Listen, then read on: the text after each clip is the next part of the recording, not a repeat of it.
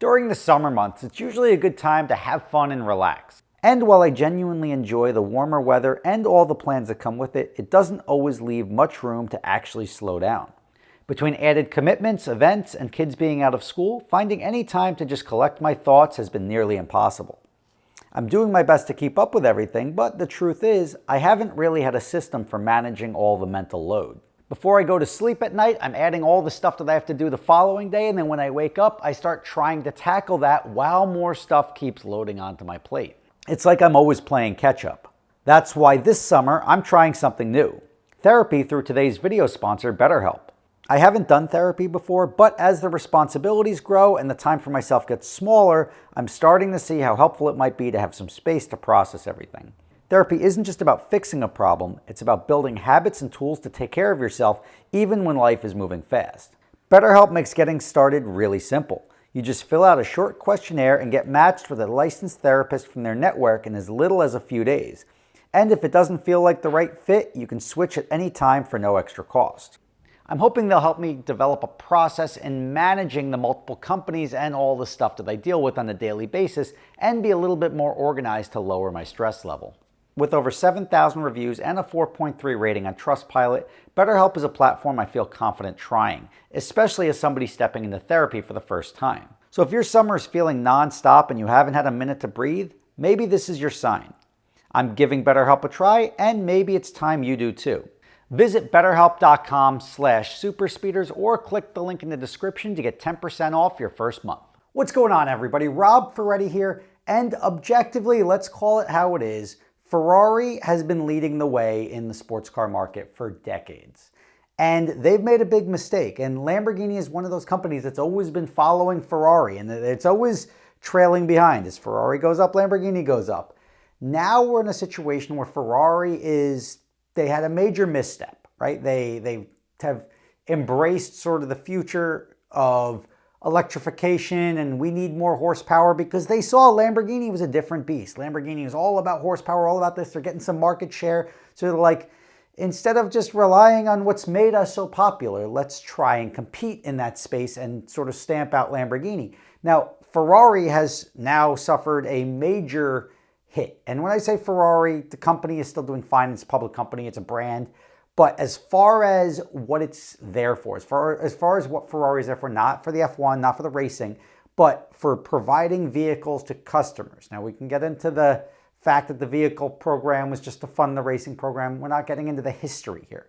But we are going to talk about the consumer-facing side of Ferrari, which is more than just selling T-shirts and tickets to F1 races. It is selling automobiles that make people excited, that get people, and when I say people, rich people, the wealthiest of people aspire to go in and stand in line. Rich people don't like standing in lines. They're going to stand in line for a car or they're going to pay more than it's worth to get it. That is a brand. That is indisputable that is a valuable brand. And Ferrari is one of the most valuable and one of the most recognizable brands in the world because of that. They have since hurt themselves by first switching away from what made them popular, right? They were making V8 engines, V12 engines, and everything was good, right? They're making cars, they're gorgeous cars, they sounded good. They went public, obviously. That's never a good sign for what I would call a boutique company, even as big as they are.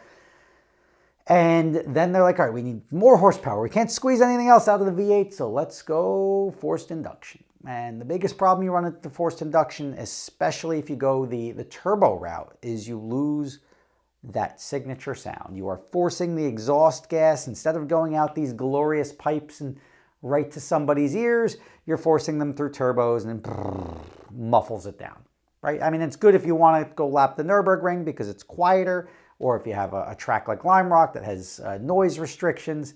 But if you're just out for that tunnel rip, and if you don't know what I'm talking about, think of like these like mountains and the tunnels that go through them, and you just open that exhaust, and that's that magical thing. That is when you say this was worth every single penny. That is something that cannot be recreated by a Mustang or a Corvette. Yeah, the Mustang will go bleh, but it's not the same. Listening to a Ferrari V8 or V12 wail through a tunnel is magic that is restricted and limited to the very, very few in this world. Of the billions of people, very few will be able to experience that bliss, and I promise you it's amazing. And that is why Ferrari has a brand. That for decades, that is why Ferrari had a brand. If you ask people, like especially owners, like associate your favorite things about your Ferrari.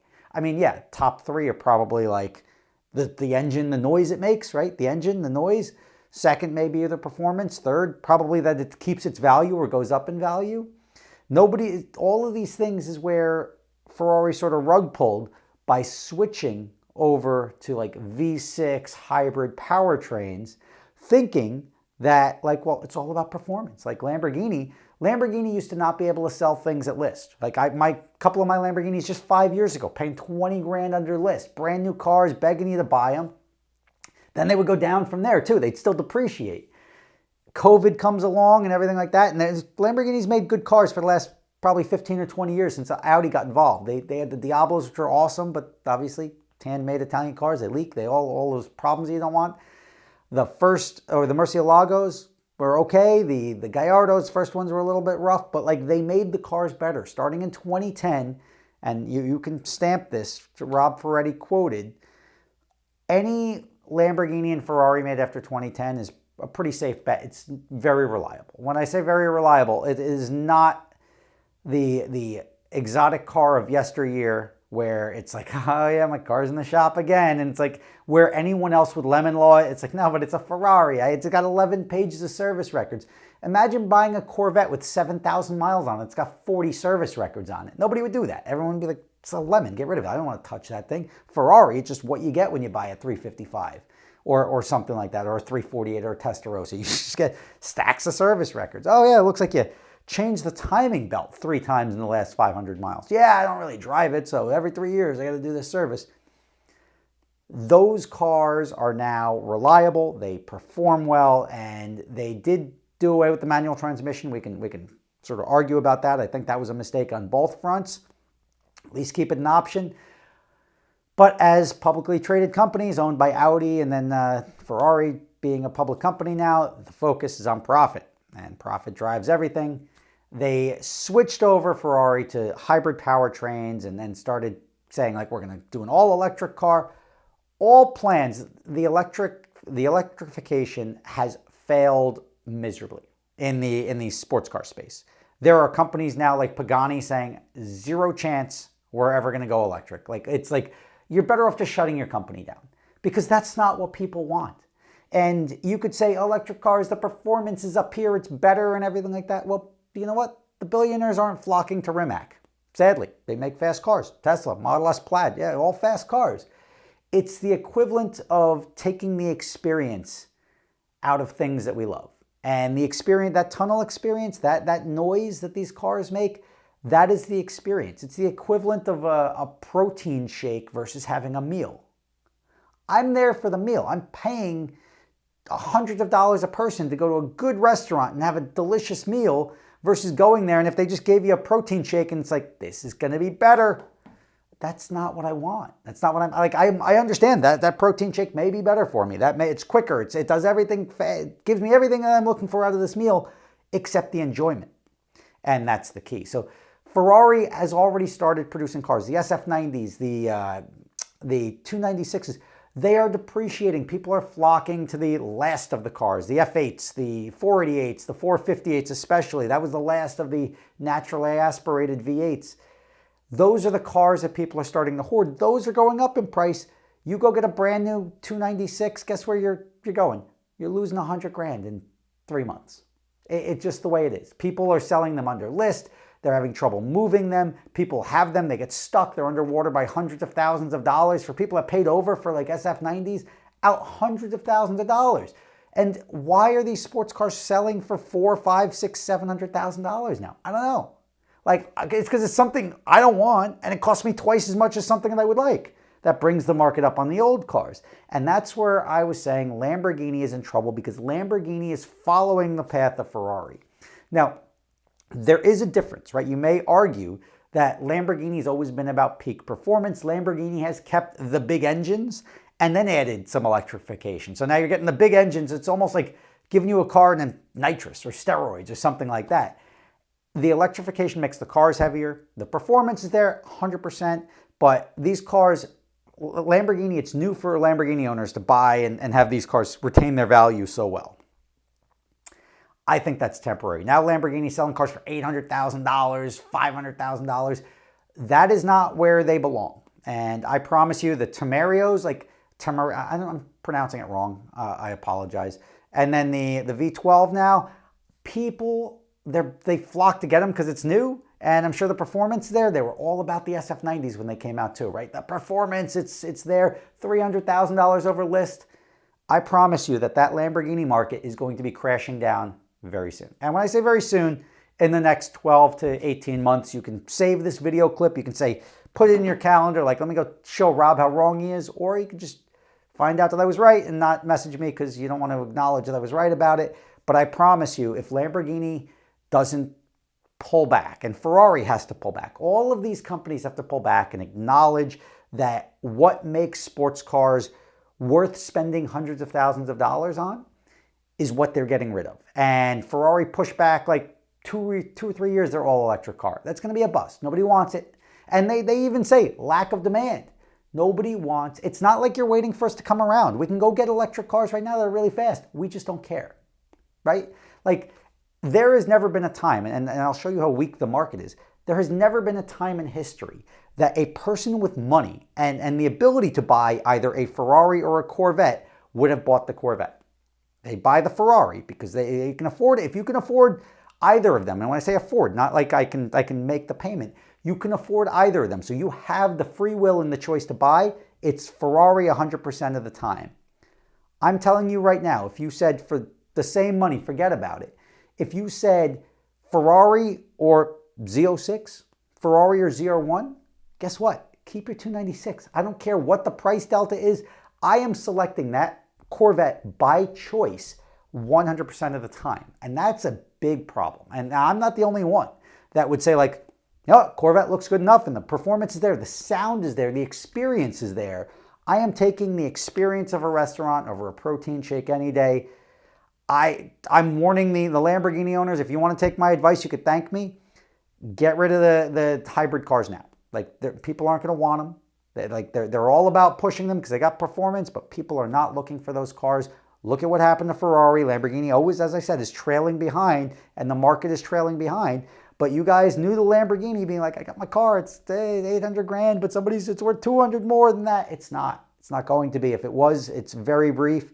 And that overlist novelty of the new car goes away very quickly. And then people are like, I'll just buy the old one. I like it better, because nobody wants to spend that much money on hybrid cars. That is not what sports cars are.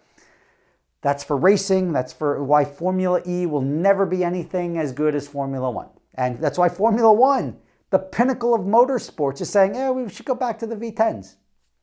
Like, there's a reason they're doing that. And yes, it's just people, if you watch the clip of Michael Schumacher in 2004 going through Monaco, and that doesn't give you a chub, then you're a woman.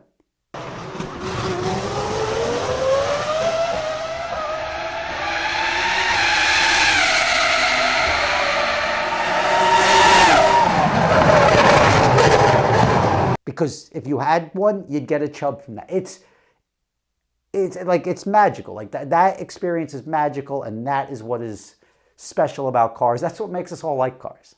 And when you remove that and say like, well, but we've got more performance, you're missing the point.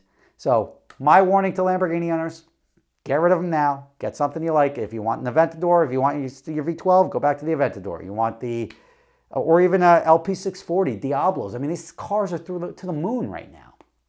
And that's always going to be the case for the good cars, because there's fewer of them out there and there's going to be more buyers than there are cars. Causes the price to go up. It's unfortunate because you don't want them all to go to collectors looking to make money on it. You want them to go into the hands of people like me who likes to drive.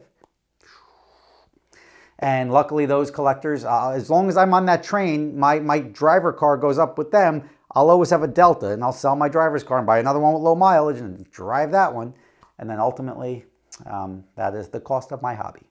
But it's unlike the cars that are going to be unattainable. People with the NSX is like, I wish I bought them when they were 30 grand. Well, I saw that coming, and I paid $45,000 for my NSX. I can get double or triple that without even blinking an eye, and having driven the crap out of it for 10 years.